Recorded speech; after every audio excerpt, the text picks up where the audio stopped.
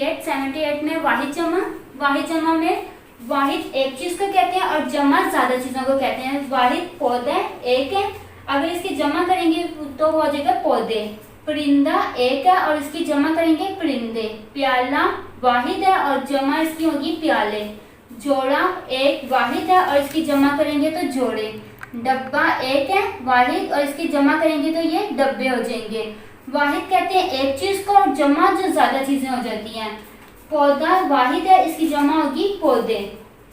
पे का सिरा, यहाँ से सिरे के ऊपर से वाव का हेड और ये वाव, पे हुआ पो, यहाँ से दाल और इसके साथ ये भरी है पौधे।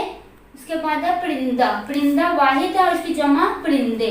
पहले पे का सिरा बनाएंगे, फिर यहाँ से रे, पे के नीचे 3 डॉट आएंगे, फिर यहाँ नून का सिरा और इसके साथ दाल।